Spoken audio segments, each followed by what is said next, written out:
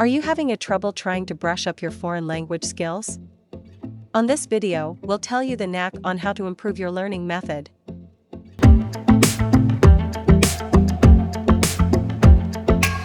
Don't forget to subscribe to Lang Explorer to show your support. Quite likely, you still have trouble speaking a foreign language although you studied it for years. You need to speak it perhaps because you're traveling abroad, perhaps because you're receiving international guests, or perhaps you're at a conference, but you're unable to understand what they say or to convey your feelings and thoughts. But don't let it discourage you. This video will show you an analysis on what is required to master a foreign language, followed by a methodology to help improve it. You can't speak it simply because you practice a wrong method, and by doing an adequate one, you'll be comfortable in another language in 6 to 12 months. People tend to find it hard to talk in a foreign language basically because classes in the school are focused on reading and writing, where explanations are given mainly in English and the use of that target language is rather limited, with little time to hear how it sounds, and such a lack leads to the situation where you're unable to understand what's spoken. In addition to that, speaking practice is even more restricted than listening one, and many still pronounce sentences in that target language with a heavy English accent because they aren't used to how natives speak. As long as such classes are held in the educational system, students are quite unlikely to get to speak fluently in any foreign language if they don't have any other opportunity to learn it out of the classroom.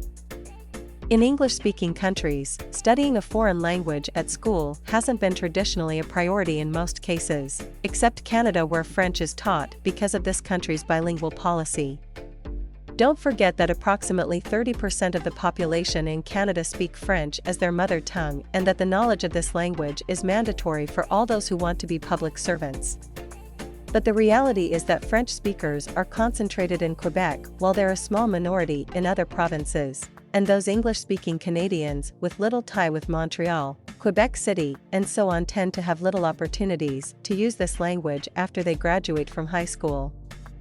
While there's been some progress in the United States where more and more young people are not only showing interest in learning Spanish, but also are getting quite fluent in it, most people in the United Kingdom, Ireland, Australia, or New Zealand have little motivation to spend more time in languages, especially given the fact that English is nowadays taught all over the world and that you can always find somebody who speaks it well enough regardless of wherever you are.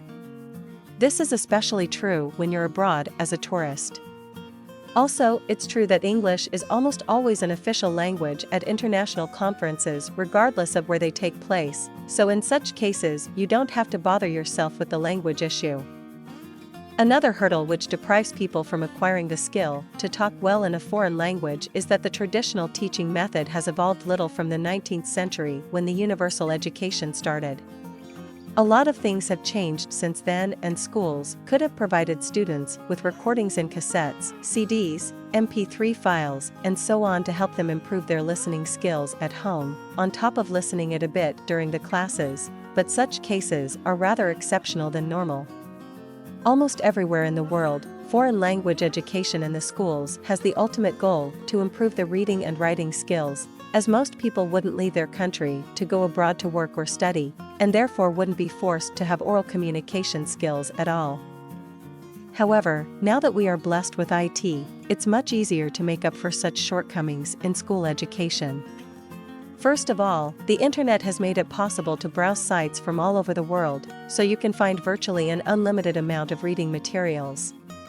As for listening, many TV stations in the world offer free online streaming services, so you just try to watch major TV channels in the target language and get used to it, on top of understanding what's happening in those countries by watching news. Here YouTube itself is also full of contents in practically any language in the world, and what's good is that they provide you with automatically generated subtitles which can help you understand the contents much easier, although transcriptions are sometimes wrong. Some people tend to mistakenly think that they don't need to spend too much time in the reading, which is actually not true. Especially when studying a foreign language, chances are quite low that you can't understand the written text, but that you can understand it by listening.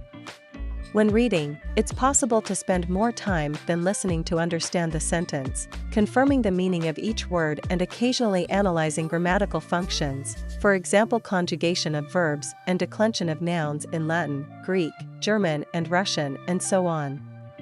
Therefore, improving your reading skills will ultimately help you improve your speaking skills.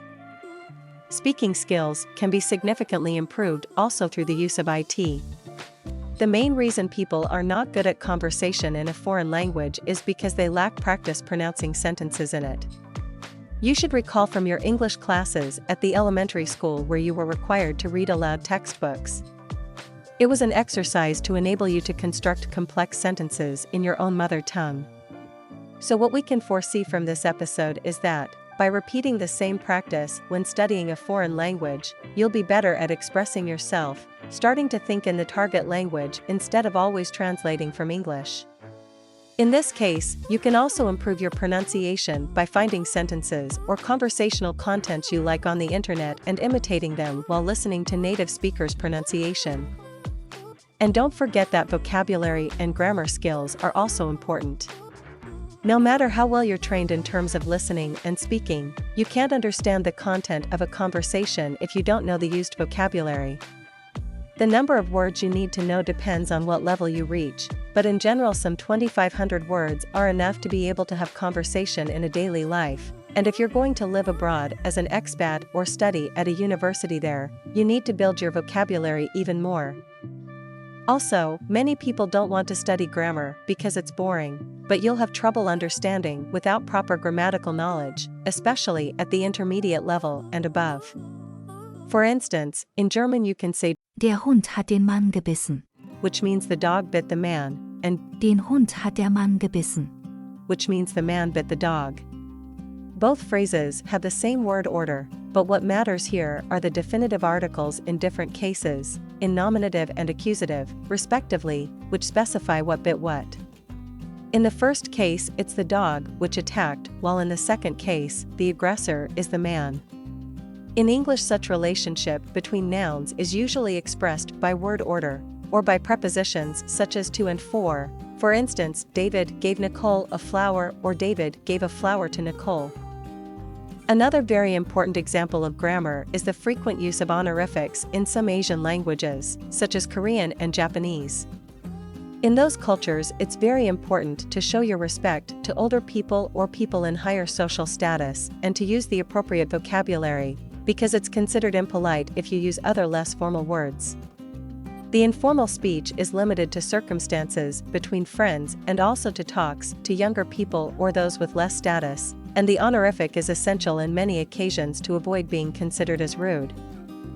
The language you're learning now or will start to learn soon might be one of European languages, such as Spanish, French and German, or non-European ones such as Arabic, Chinese, and Thai.